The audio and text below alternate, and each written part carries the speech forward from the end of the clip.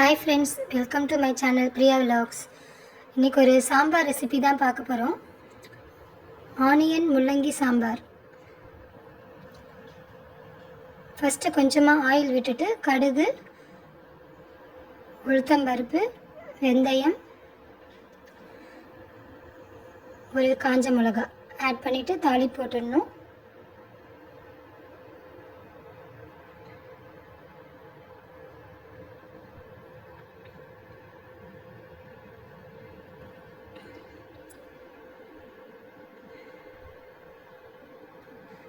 ஒரு 10 சின்ன வெங்காயம் ஆட் பண்ணிக்கணும்.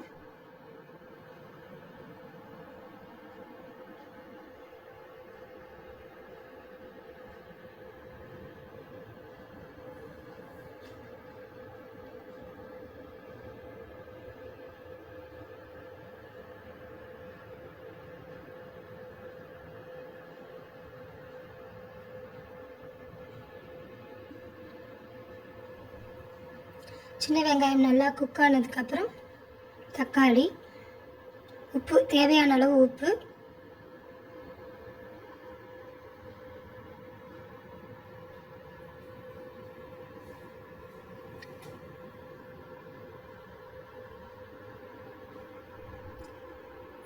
½ டீஸ்பூன் மஞ்சள் பொடி,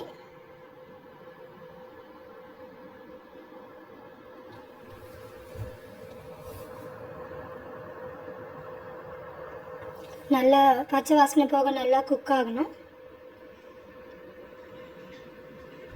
இப்போ ஒரு தக்காளி ஆட் பண்ணிக்கலாம்.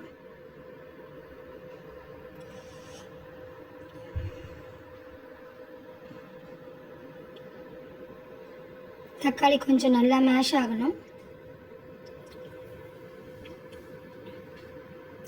இப்போ ரெண்டு டேபிள் ஸ்பூன் சாம்பார் பொடி ஆட் பண்ணிக்கலாம். நம்ம காரத்துக்கு தகுந்த அளவுக்கு ஆட் பண்ணிக்கலாம்.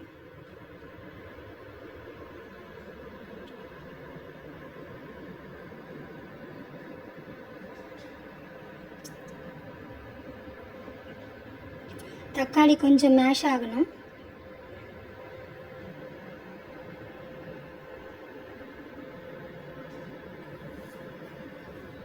இப்போ ஒரு முள்ளங்கியை வந்து நல்லா ரவுண்டாக கட் பண்ணி வச்சுருக்கேன், ஸ்லைஸாக மெலிஸாக, அதை ஆட் பண்ணிக்கலாம்.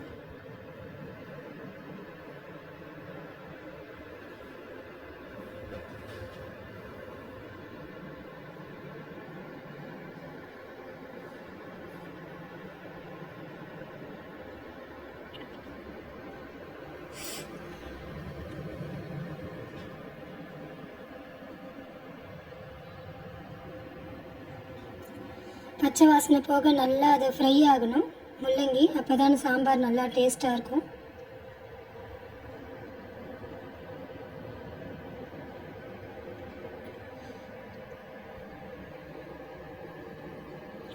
நல்லா மூடி வச்சு குக் பண்ணிக்கணும்.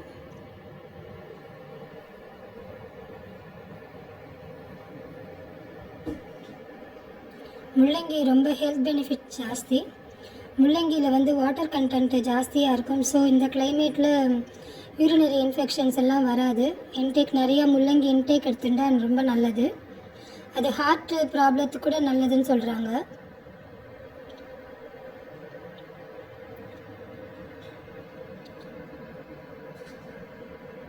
முள்ளங்கி, அதுக்கப்புறம் இந்த மாதிரி வாட்டர் கண்டென்ட் இருக்கிற வெஜிடபிள்ஸ் நம்ம ரெகுலராக எடுத்துட்டோம்னா வெயிட் லாஸ் கூட நல்லாயிருக்கும்.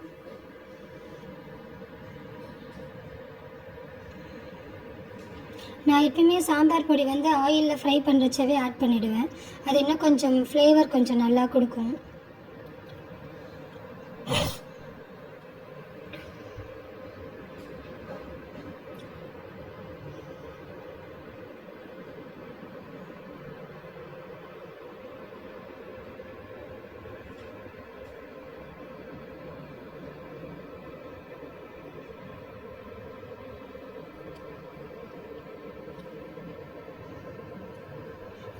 ஒரு லெமன் சைஸ் அளவு புளியை நல்லா கரைச்சி வச்சுருக்கேன், அதை ஊற்றிடலாம்.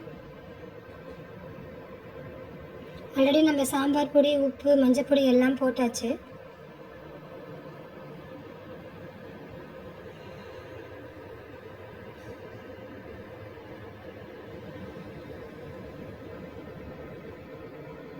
அது நல்லா ராஸ் ஸ்மெல் போகிற அளவுக்கு குக் பண்ணிக்கலாம்.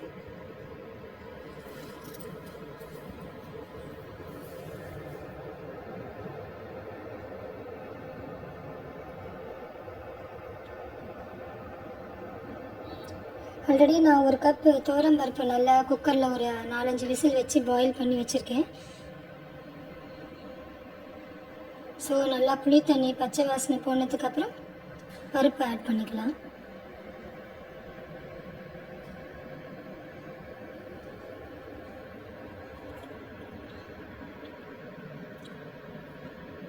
நல்லா கொதி வந்துடுது, முள்ளங்கி எல்லாமே நல்லா வெந்துடுது. இப்போ பருப்பு ஆட் பண்ணிடலாம். பருப்பு ஆட் பண்ணதுக்கப்புறம் கொஞ்சம் ஒரு பருப்போடு சேர்ந்து ஒரு 5 மினிட்ஸ் கொதிச்சா போகிறோம். இது டிஃபனுக்கு கூட சூப்பராக இருக்கும்.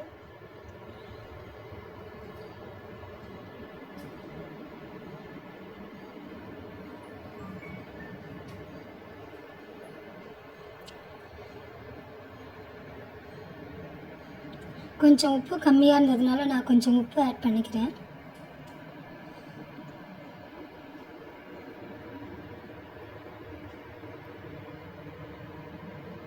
இப்போ நல்லா ஒரு கொதி வந்ததுக்கப்புறம் பார்க்கலாம்.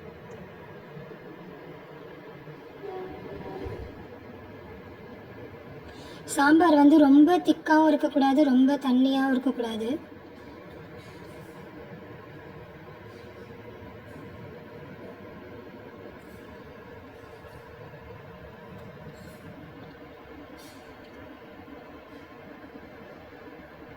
ஃபைனலாக கார்னிஷிங்க்கு கொஞ்சமாக கொத்தமல்லி அப்புறம் கருவேப்பிலை.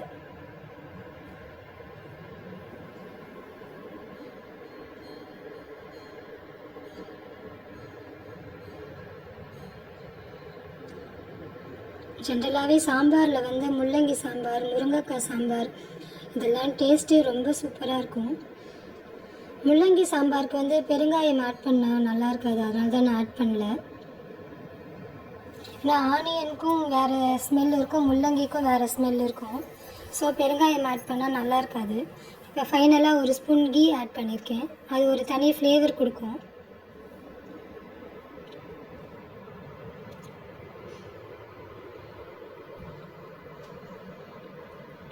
நல்லா கொதி வந்துடுது. பருப்பு போட்டதுக்கப்புறம் நல்லா கொதிக்கணும்.